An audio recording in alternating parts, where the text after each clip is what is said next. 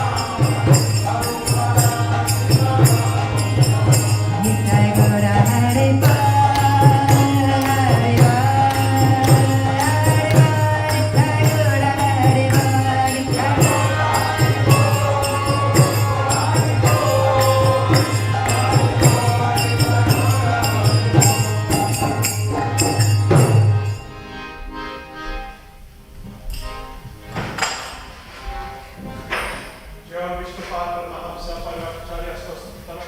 My Grace Bhaktivedanta Swami Shri Prabhupada ki. Jai Vishnu Padma Mahamsa Parvacharya Swastara. My Grace Bhaktivedanta Swami Prabhupada ki. My Prabhupada ki. Namaskar Shri Haridas Thakur ki. Let's go Jai Shri Krishna Chaitanya Prabhu Nityananda Shri Radha Shri Sanjora Bhakti ki. Jai Shri Shri Radha Krishna Gopal Gopinath Chandra Radha ki. Gaurang ki. Jai Shri Shri Ram Ram ki.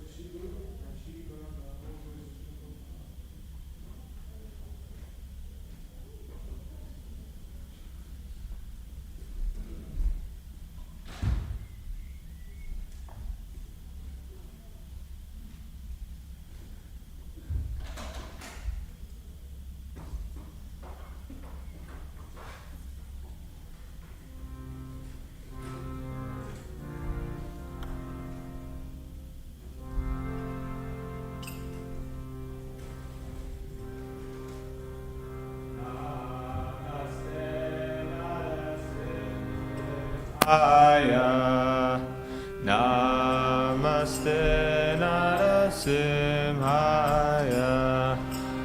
Namaste Narasimhaya.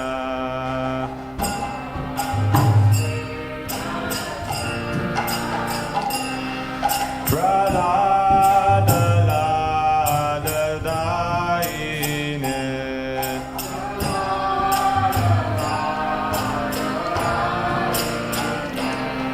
Hiranyakashipurvakshaha.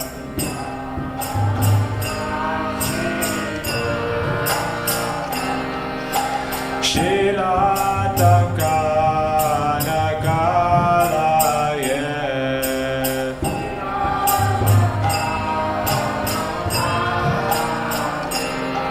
Ito Narsimha Parato Narsimha.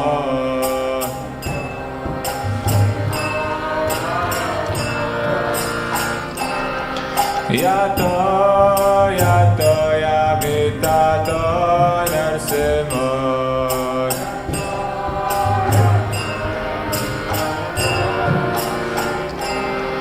Bahe Narsimha Hridaye Narsimha.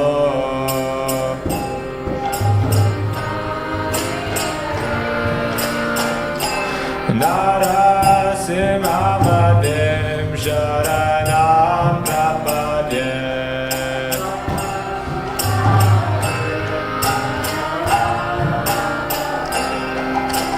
Tava Varakamala Varenakam Adbhuta Shingam Dalita Hiranyakashipu Danubringa Keshavadrita Nararupa Jaya Jagadisha Hare. Jaya Jagadisha Hare.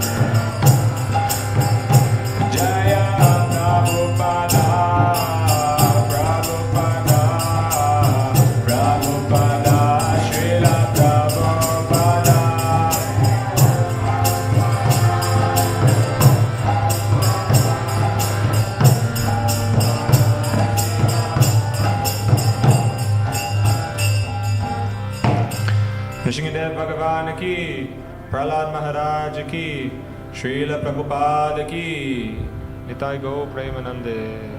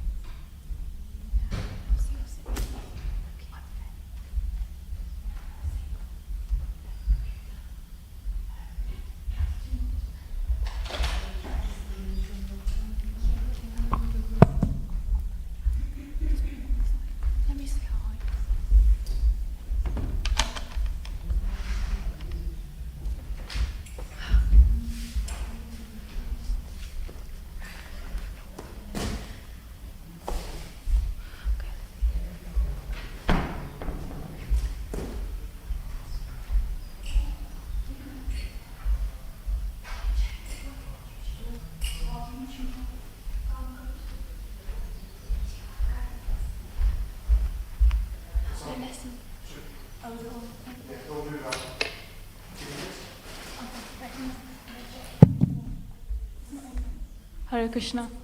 Can you hear me? Okay.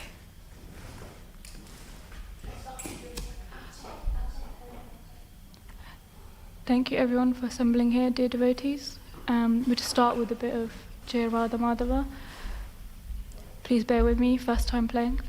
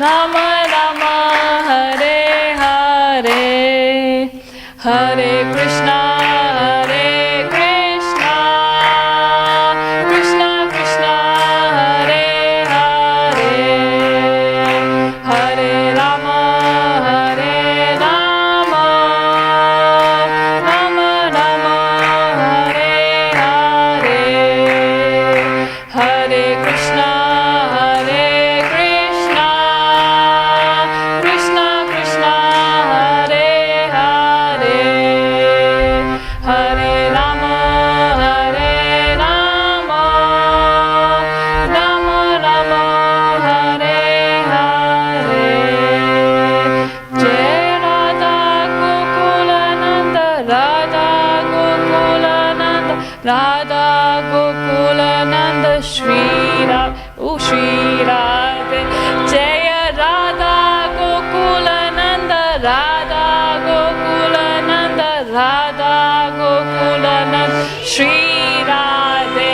Jaya Sita Ram, Lakshman Hanuman, Jaya Sita Ram, Lakshman Hanuman, Jaya Sita Ram, Lakshman Hanuman, Jaya Sita Ram, Lakshman Hanuman, Jaya Gauranitai, Gauranitai, Gauranitai, Jaya Gauranitai, Jaya Gauranitai, Gauranitai, Gauranitai, Jaya Gauranitai, Jaya Prabhupada, Prabhupada, Prabhupada, Jaya Prabhupada, Jaya Prabhupada, Prabhupada, Prabhupada, Srila Prabhupada. Thank you everyone, sorry for my mistakes.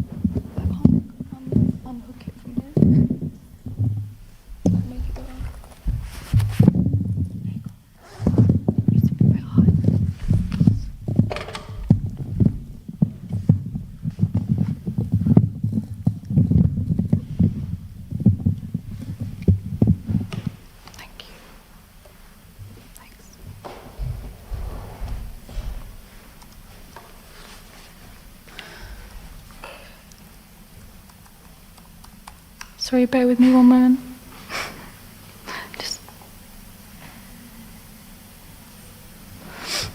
Thank you everyone, dear devotees, for coming here today.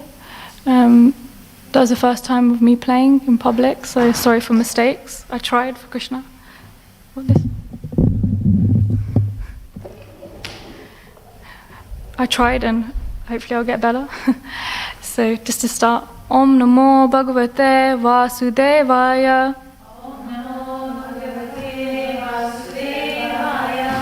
Om Namo Bhagavate Vasudevaya. Om Namo Bhagavate Vasudevaya. Okay, so today we're reading from Bhagavad Gita, chapter 4, verse 37. Has everyone got it? Does anyone need books?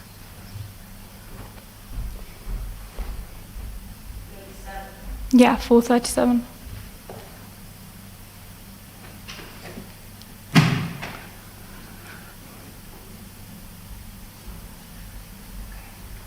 You got it, yeah.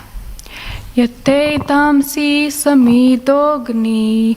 Yate damsi samidogri. Bhasmasat kuruterjana.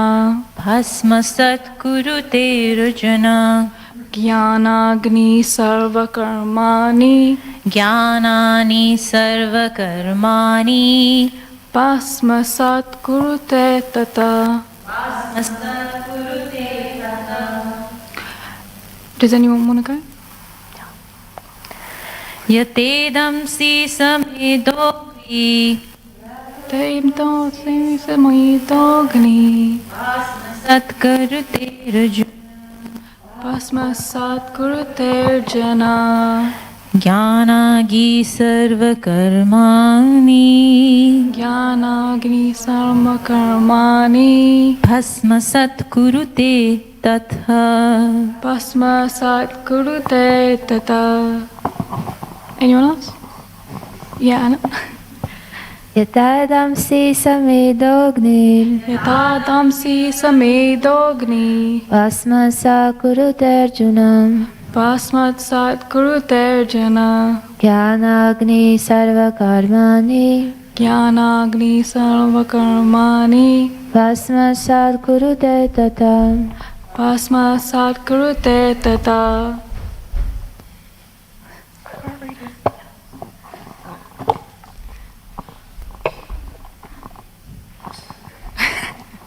Everyone do. Yataitamsi samedogni Tamsi samedogni. Asmasat kurte jana Bhasmasat kurute jana. Jnanagni sarvakamani Jnanagni sarvakarmani. Asmasat kurte tata. Bhasmasat kurute tata. Thank you. Do you want to go or? Do you want to go or? No? Okay. So we can do the word for word. So I've been asked to talk about 2 verses today, but I'm mainly going to focus on 437 because the theme is quite similar.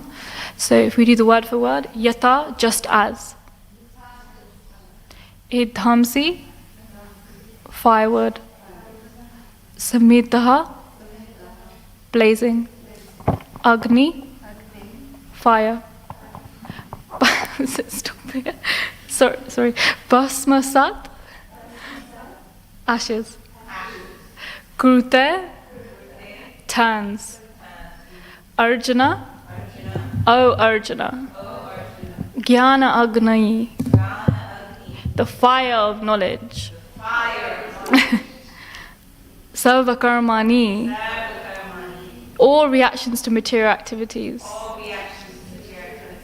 Bhasmasat, to ashes. Kurute, it turns. Tata, similarly.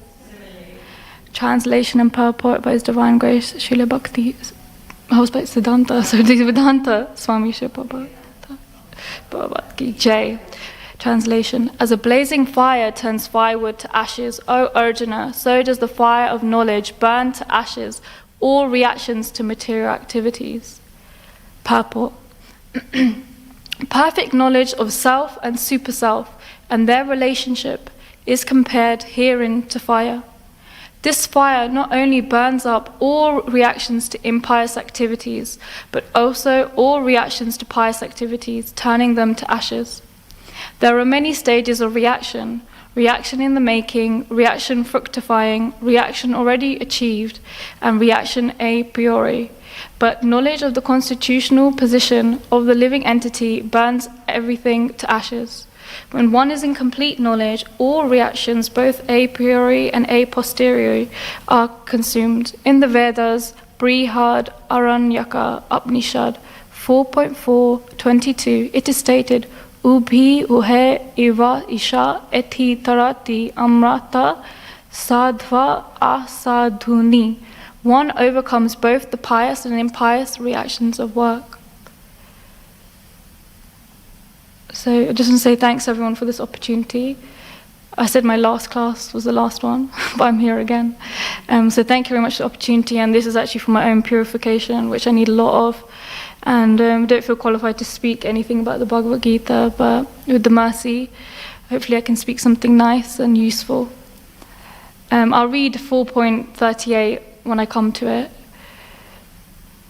So, Om Jnana Timirandasya Gyananjana Shalakaya Chakshunummitanyena Tasmai Shri Guruve Namaha Shri Chaitanya Manobhistam Stapitam Yena Bhutale Swayam Rupa Kadamayam Dadati Swapadantikam Vandeham Shri Guru Shri Yutapakamalam Shri Gurum Vaishnavamscha Shri Rupam Sagrajatam Sagana Ragnatanvitam Tam Sajivam Savlaitam Savadutam Parijana Saintam Krishna Chaitanya Devam Shri Radha Krishna Pada Sagana Lalita Shri Vishahantutamscha He Krishna Karuna Sindhu Dina Bandhu Jagapate Gopisha Gopika Kanta Radha Kanta Namosute Tapta Kanchana Gorangi Radhe Vrindavaneshwari Rishabhanu Sudhe Devi Namami Hari Priya Vanchakapatarubhyascha Kripa Sindhu Paevacha Patitanam Bhavanevyo Vaishnavebhyo Namo Namaha Jai Shri Krishna Chaitanya Prabhu Nityananda Shri Advaita Gadadhara Shivasari Gaura Bhaktavinda Hare Krishna Krishna Krishna Hare Hare Hare Rama Rama Rama Hare Hare. Thank you. So I think I mentioned last time chapter 4. What was it called? Everyone? Yes. Sanskrit? Can you please put your hand up? Sanskrit. Yeah, what's the Sanskrit? Yeah. Very good. So it's very important because chapter 4 explains all the transcendental knowledge that we need. And as always, Krishna and Prabhupada, they both use amazing analogies. So here he's comparing fire and knowledge. And there's many analogies that he describes using fire as well. And in the introduction of the Bhagavad Gita, it explains that the Gita is about 5 topics. Does anyone remember what these 5 topics are? Aham Brahmasmi, we're not the body, we're the soul. Self-realization. The 5 main topics of the Gita. It's close.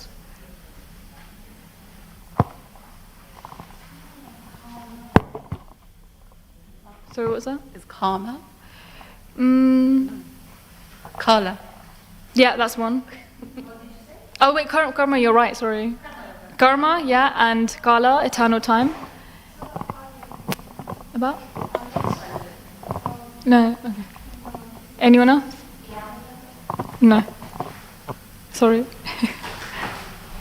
Jiva. Yes. So Jiva, the living entity. Jagat. No, but close. Ishwara. Yes, the Supreme Lord. Brahma. So now we're missing one. Brahman. What's chapter 13 a lot about? Oh, thank you. Chapter 13. It talks a lot about the... Yes, Prakriti. Well done, nature. So these are the 5 main topics of the Bhagavad Gita, and all the knowledge within the Bhagavad Gita can be put into these 5 sort of categories. And in the introduction, Krishna says this. He says, this material energy is a separated energy of the Supreme Lord, and similarly, the living entities are also the energy of the Supreme Lord. Although they are not separated but eternally related, so the Lord, the living entity, material nature, and time are all interrelated and all eternal.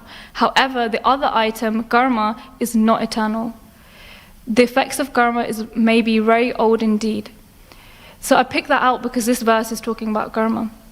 If we go back to the translation, Krishna is saying, as a blazing fire turns firewood to ashes, O Arjun, so does the fire of knowledge burn to ashes all reactions to material activities. So he's talking about our karma. And it's a lovely point. Karma is not eternal, it's temporary, and it can be destroyed. And these days karmas are very known term. I think, isn't there Karma Cola or something? You know, there's so many different brands and all these things everywhere. It says karma. Does anyone know what the actual definition is? Yeah. Every action has an equal and opposite reaction. Yeah, similar. Anyone else? Yeah. Yeah, Keith. Hello. You could say it's continuous. So, you know, with the positive and negative, it's either way, it's always going to be coming, and no matter what you do. But then I remember last time you were talking about what our goal is to have no karma whatsoever. And Yeah.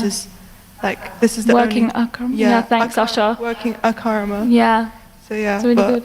So there's like, the definition I would say is the difference between karma and like staying in that loop and no karma. Thanks, Geeta. It's really lovely. So yeah, Prabhupada defines karma means work, fruitive work. As you work, as you sow. So what you're saying. And this karma, we have to transcend it. And how can we transcend it? Yes, that is one of them. Devotional service. Thank you, Anna. Anyone else? No? So the answer is in the verse. Perfect knowledge of self and super self, and their relationship is compared herein to fire. That's 437 and 38. In this world, there's nothing so sublime and pure as transcendental knowledge. And also in chapter 13.3, Krishna says something similar. He's saying, O Sishan of Bharata, you should understand that I am also the knower in all bodies. And to understand this body and its knower is called knowledge. That is my opinion. So that's what this perfect knowledge is to know about Krishna. And does anyone remember the famous verse that we did in Bhakti Shastri to do with knowledge and education? Do you know, Abby?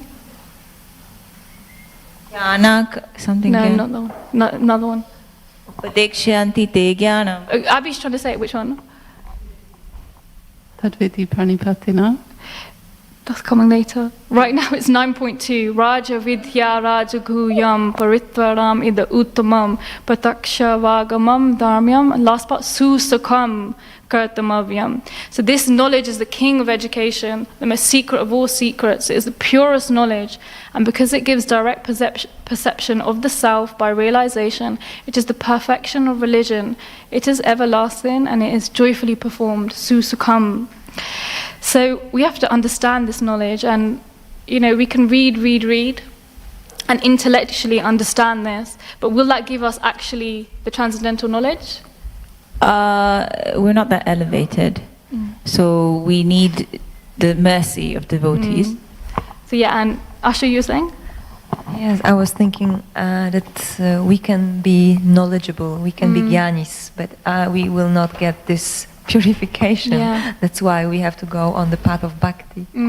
Yeah. I think even it can't penetrate your heart if there isn't any love, because then it's just like the story of the illiterate brahmana. Yeah. He was way above with scholars. Yeah, it's very true. So yeah, we cannot just realize this gyan, by mental speculation. It has to be realized knowledge, which is vigyan. So, Abby, you mentioned the famous verse 434.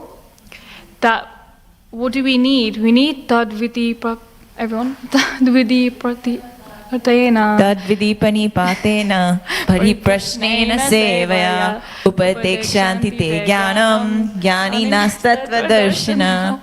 So 434, just try to learn the truth by approaching a spiritual master. Inquire from him submissively and render service unto him.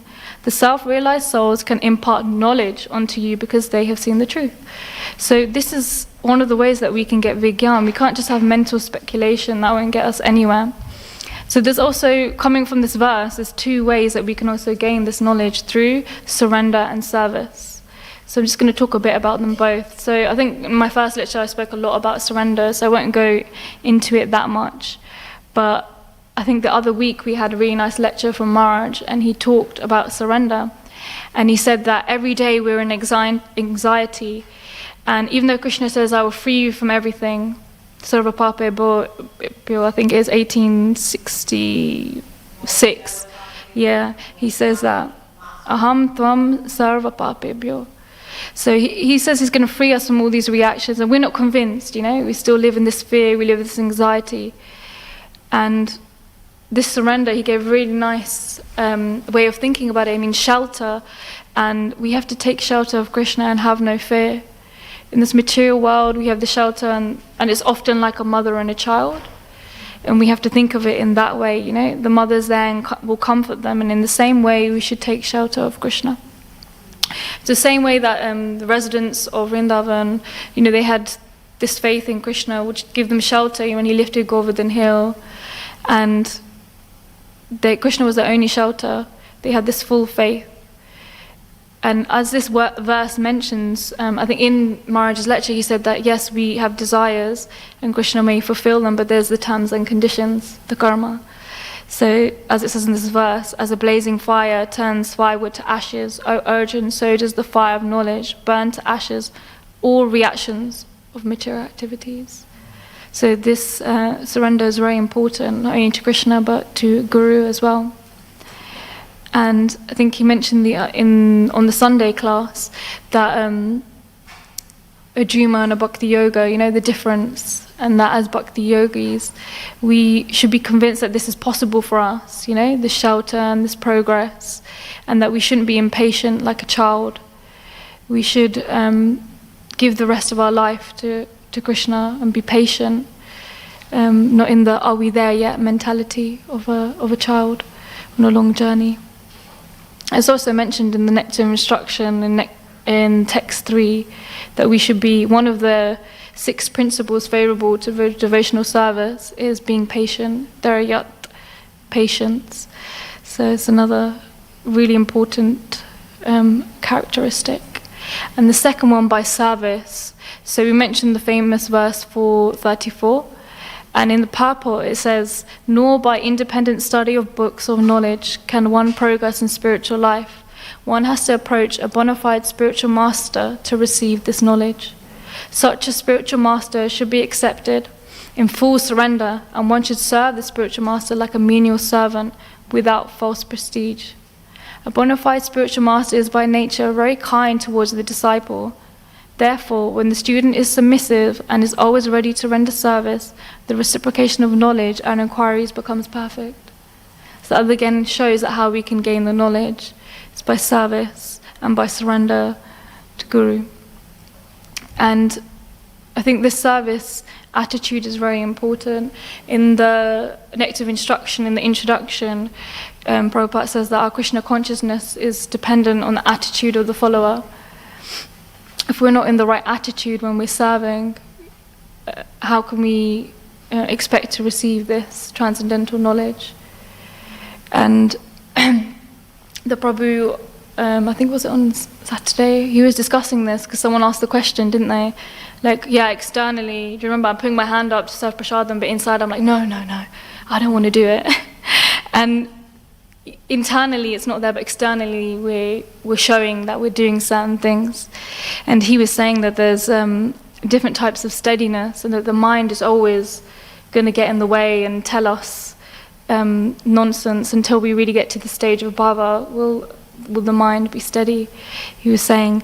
So the 3 ways of steadiness: physically, vocally, and mental steadiness. And first we have to achieve this physical steadiness by going to Mangal Arati, doing 16 rounds. This gives us physical steadiness, and then we will go on to getting the vocal steadiness and mental steadiness. And again, he quoted the next instruction, the 3rd verse, because it has 6 principles that undoubtedly assure the complete success of devotional service. So it's a very positive statement. And we should do our service with enthusiastic and confidence. Does anyone remember the verse? Utsahanistaya tat karma pavatanat sangatyagat satorete shadbhir bhakti prasiddhyati. There are 6 principles favorable to the execution of devotional service. So the first 2, 1, being enthusiastic; 2, endeavoring with confidence; 3, being patient. 4, according to the principles such as Shravanam, Kirtanam, and Vishnu Smaranam. So, okay, no, that is, but not in this part. 5, abandoning the association, non-devotees. 6, following the footsteps of the previous acharyas. These 6 principles undoubtedly assure the complete success of pure devotional service. So again, it's all about our attitude. And, Prabhupada always says, he says, it's a simple process for those who are simple, and it's a difficult process for those who are difficult. And I was really reflecting on that, because I think it's really true, isn't it? Because we can make things so complicated and overthink things instead of just, it's a simple process, follow the regulative principles. Yeah, did you want to say something, Gita? Just going back to how Prabhupada said, so simple people, simple problems, and then if they're simple, they find. So what was it? It's a simple process, easy for those who are easy and difficult for those who are difficult. I think I like that point, but at the same time, for example, you could be born with a very simple realization of, spirituality, Krishna consciousness, but then society can easily condition you to be entangled into things, and I don't know, I'm just thinking that sometimes I think it is because we're talking about karma and stuff. Yeah. Maybe it's either way, it's a path, So I don't know. Yeah, I'm just saying that. Mm-hmm. Yeah. I think Gita is making a very good point that we're not at that level of when you observe pure devotees, they're able to come into they go out on the streets and they're unaffected. I remember when I went to visit my family, 5 days. After 5 days, I have to go back to Manor. Yeah. I can't deal with this because I need the association of devotees. Yeah.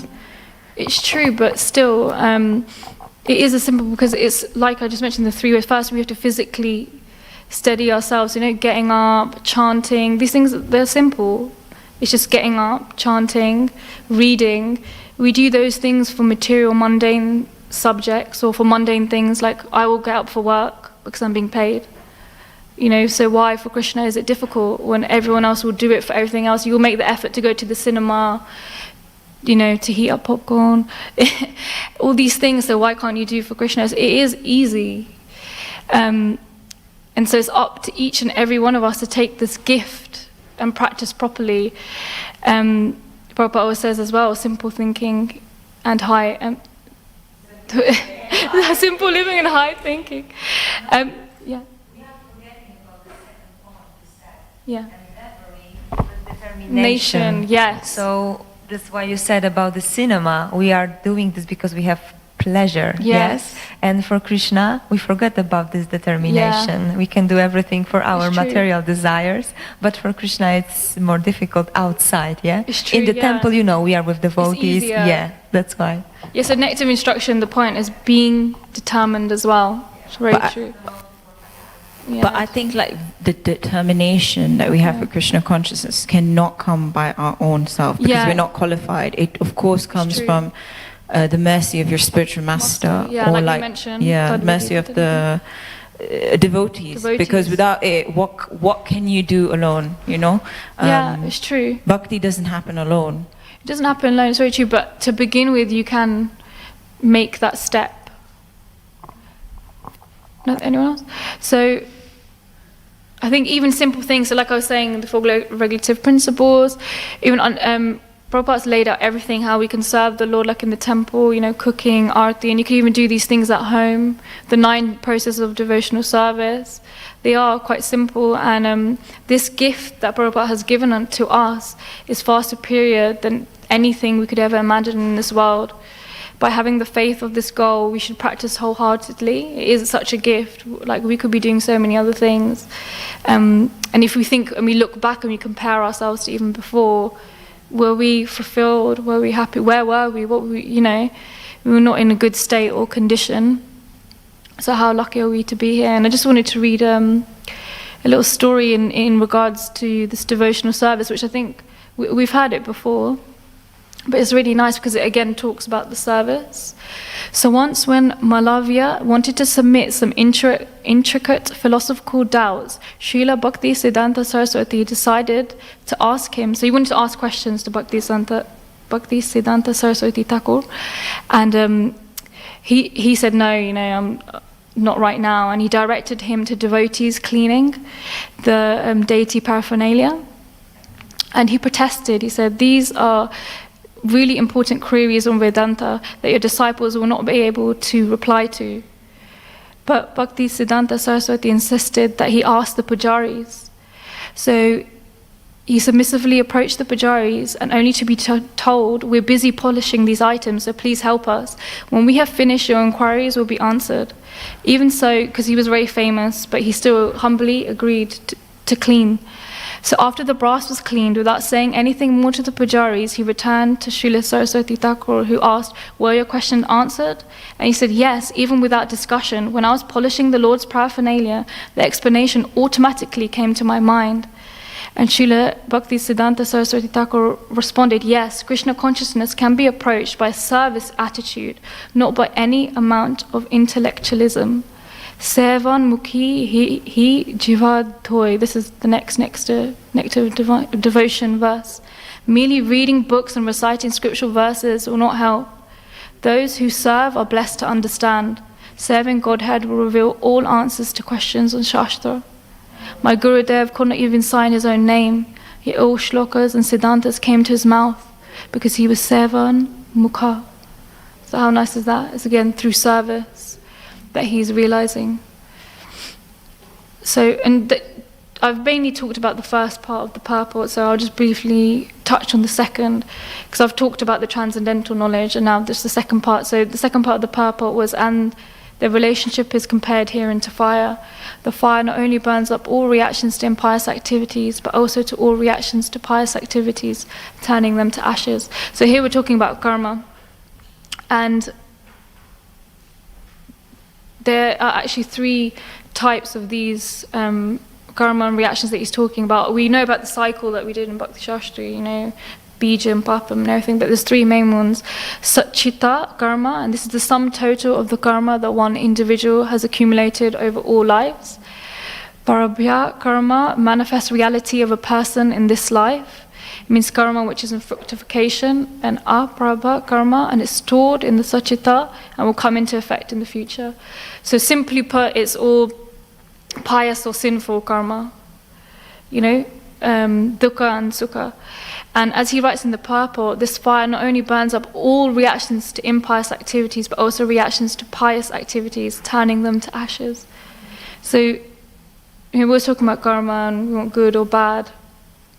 But actually we don't want any of these, because it all binds us here in this cycle of life and death. And while I was looking into Prabhupada's lectures, a lot of it he's saying this root cause of it is our ignorance. We don't know our position, and we're just going around thinking we're happy. And he gave the example that we can get Krishna in this life also by Krishna consciousness. Just like you get into touch with the government if you're engaged in the government service, similarly, if you get into transcendental service, then you can get into Krishna. How nice is that? It's a nice analogy. And he's also saying that we all suffer even if it's good karma. Suppose I was born in a very rich family. That does not mean that I'm getting free from the material miseries, just like we are sitting here. And so he was giving a lecture in India, and he's saying some of you are well situated from good families, but the temperature is affecting us all in the same way. There's no consideration that, this person's from a rich family, so the temperature will be less for them. Of course you can get air conditioning, but still when you're out and about. So no, therefore we should enjoy, either we enjoy the reaction of good work, either we enjoy the reaction of bad work. We have to accept this material body, and as soon as we accept this material body, we have to undergo the material miseries. And I'm just going to speak briefly about the next verse, 438. I'm just going to read it. I won't go through word for word because it's quite late. So, Nahi jnanena sadrasham. You can read it with me if you want. Pavitramiha vidyate Tat Swayam Yoga Samdhita Kalena Atmani Vindati. Thank you, Abhi. Thank you, Yosha. So I'll just read the translation. In this world, there's nothing so sublime and pure as transcendental knowledge. Such knowledge is the mature fruit of all mysticism. And one who has become accomplished in the practice of devotional service enjoys the knowledge within himself in due course of time. Purport. When we speak of transcendental knowledge, we do so in terms of spiritual understanding. As such, there is nothing so sublime and pure as transcendental knowledge. Ignorance is the cause of our bondage, and knowledge is the cause of our liberation. This knowledge is the mature fruit of devotional service, and when one is situated in transcendental knowledge, he need not search for peace elsewhere, for he enjoys peace within himself. In other words, this knowledge and peace culminates in Krishna consciousness. That is the last word in the Bhagavad Gita. How nice is that? So again, he's on the theme of knowledge and transcendental knowledge. And because I didn't have too much time, because I was told that I was doing this other verse last minute, so I just briefly listened to some short things, and it was really interesting what she was saying in one lecture, that in life there's always two routes that we go on, one away from Krishna and one towards Krishna. And it's all within small moments with our day, not only in big decisions, and we get bound and unbound, towards Krishna and bound away from Krishna. And it's like a hook, We get hooked by situations, our emotions all the time. And we actually need to learn to unhook ourselves from these situations. And how? Well, this brings us to this verse 438. This is where transcendental knowledge helps us. So explaining that is something that we can study and read and remember in situations, so we fill the mind with the truth, so we can become unbound to these situations and bound to Krishna. And 2, it helps us along the path as we develop constant awareness of spiritual truths. Like Prabhupada says in the purport, he's talking about peace. This gives us peace. And again, she was talking, how we already discussed that it's through service, through surrendering, through spiritual master. She said, you can attain this transcendental knowledge through bhakti. So what is the essence of bhakti? Yeah. To develop love for Krishna. Mm-hmm.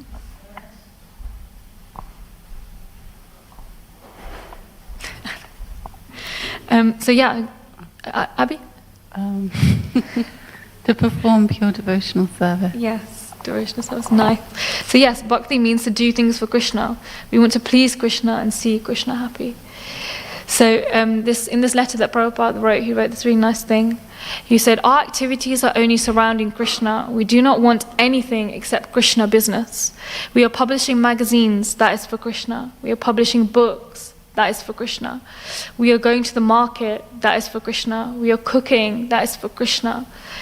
We are living, that is only for Krishna. And we are dancing for Krishna, chanting for Krishna. So we have renounced. The same things are there in material life, publishing books, a microphone, dancing, etc. But these are not for Krishna. So as he kept repeating, what did he keep repeating? For Krishna. We are living for Krishna. So how can you spend your life doing everything for Krishna? It's a gradual process. And we can ask ourselves every day, what can I do to make today a better day that I'm living and doing more for Krishna? And I found this really useful. I said it to myself this morning before I was chanting, and my chanting was really, really nice. I was thinking, this is a service to Krishna. I have to be attentive, and every time my mind was going, I was thinking, I have to pull it back again because I'm only living for Krishna. And it's really interesting because all the time we want things to be fast. I think they discuss it a lot, like even in Bhakti. We want everything to be quick, we want to reach there. And it's not a process like that. How many millions, billions of lives have we lived in material conditioning and suffering? And we're so conditioned, so it takes time, but we have to have that faith that we're going to reach there. This 9 processes of devotional service, this hearing and this chanting, 2 main processes, we have to really make sure that we're always really immersing ourselves in that, even if we're in the temple or outside. It's very important. And I was listening to Prabhupada shortly, a bit of a lecture on this verse, and what he kept saying in a few of them, he kept pointing out the word Kalena in the course of time in the verse 438. So like we're saying, it will happen one day. We will have this direct, or we're having it now. You know, as I was saying, when time has passed, if we see where we are now to before, through practicing things, we've gained more knowledge, or we're different in our chanting. So we're getting there slowly. We have to have that, it will happen. And he was saying that now by becoming Krishna consciousness, by this yoga, bhakti yoga, you can be successful. Yoga samsiddha. And in due course of time, you'll understand, yes, I am on the right path. Oh, in due course of time, immediately you may be very doubtful whether I've accepted the right path or not. But in Kalena, in due course of time, if you continue the process. Therefore, and I'm not going to go, but the next verse is Shraddhavan labhate jnanam, a faithful man who is absorbed in transcendental knowledge and who subdues his senses quickly attains the supreme spiritual peace. So again, he's saying faith, so important that we will reach there. And at the beginning, yeah, we're doubtful, but in due course of time, yeah.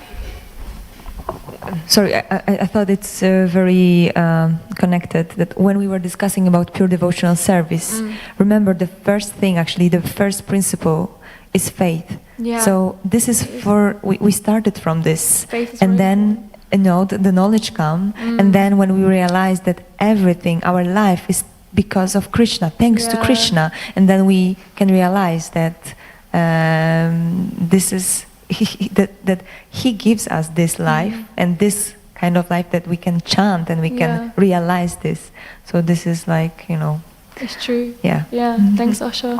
It's very true. And I think it's mentioned in the quote that always the road to God is paved with thorns. So Bhaktivedanta Saraswati Thakur again. So we struggle, we're too attached to the body and things, but we must keep going, and the mind. And Asha. So we must keep going. So I just want to summarize what I've spoken about. So we started with verse 4.37. The fire of knowledge burns to ashes all reactions to material activities. I said the 5 main topics of Gita. Anyone remember? Jiva. Yes. Ishvara. Yes. Yeah. Prakriti. And? Jnana. Karma. Activity. Oh, do you say that? So Ishvara, the Supreme Lord. Ishvara, Jiva, the living entity, Prakriti, nature, Kala, eternal time, and Karma, activity. So yeah, it's important, the 5 main topics, and that karma is not eternal. Then I covered that how we can actually realize this knowledge through a spiritual master and surrender, service, and it's a simple process for those who are easy, but difficult for those who are difficult. And then on 4.38, nothing so sublime and pure as transcendental knowledge.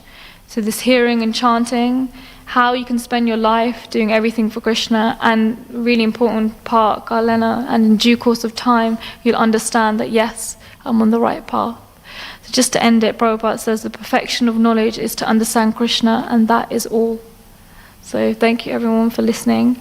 I hope that something was useful, and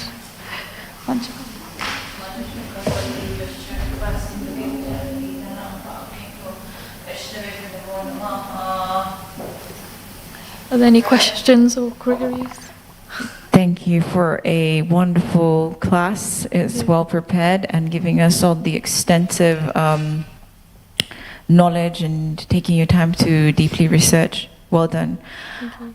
My question is, you mentioned that it's because of ignorance that we can't absorb the knowledge, and at the same time you mentioned that we shouldn't be childlike. But sometimes it's that childlike innocence that helps us develop a mood of love for service. Yeah. So could you explain a little bit more on how important it is to actually have that childlike innocence? Because, of course, our ignorance cannot be destroyed without the mercy of senior devotees and the mercy of Vaishnavas who help us transgress. So, at the same time, Prabhupada asks us that we have to be curious about the knowledge, we have to inquire. But at the same time, we have to develop that mood of submission, which it's like a child, you know, like a child goes to the father and asks, Dad, please tell me, what should I do? So if you can just elaborate on that. Sure. So I think on that point it was more like we shouldn't have childlike impatience, you know? Like when you're going somewhere, you're like, are we there yet? But we should have childlike inquisitiveness. Everyone used to always say that Prabhupada was a bit like childlike, you know? He was like smiling and always his nature, so attractive. So it's not that we shouldn't be childlike, we should, because that's when a time when we were like happy and we weren't so conditioned like we are now. So what was it? Was the question like how we can maintain? Do you want to, Geeta? How we can maintain it? How do we maintain our childlike innocence at the same time? You know, don't become ignorant, because it's necessary to have a little, to like have that childlike innocence, you know, emotion in our service. Otherwise, we become really hard-hearted. Just kind of like maybe to reply to that about childlike and everything, it kind of takes me back for when I was a Gurukuli, right? And each time we tidied up the classroom, what did we sing? We sang, tidy up, for Lord Krishna. And we didn't argue with it. I think what's so vital is that we learn how to, what we get about being childlike is that we learn to absorb things without any like disagreements or rejection. Kids, if you tell them something and they're, you know, well behaved in some sort of a way, they just take it in, you know? Okay, my mum told me that. Okay, this is that. But as we grow up and we see so many things and, you know, we develop and our ego grows, I think this is where the childlike kind of dies, you know? And so what I think, to answer Hariko's question, maybe it's just to keep that childlike, we nourish the side that we can absorb things without any, you know, question. This is, you know, whether it's fact or wrong, it's just that, you know. But keep that curiosity, like don't make it so heavy at the same time, you know, like. So yeah. Yeah, no, that's a good answer. Yeah.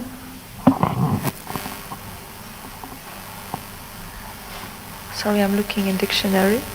No, I don't know how to. The one thing actually we are forgetting when we are growing older, when we are getting older, it's to delight, to fascinate. I don't know how to say. Like, you know, you when you get to know things, or you going somewhere, you are like fascinating, delighting, or like, wow, this is this. Even if we know this, we have to just stay in this freshness, you know. This gives us this little child in us, which is still there. And sometimes our ego, you know, which are showing outside, because our child is saying, no, I will not do this. But because we are, you know, just suppressing, this is because we want to be older. So we have to think and always remember to just be very delightful. Fascinated, Fascinating and delightful. I like that. Anything else anyone wants to share? No?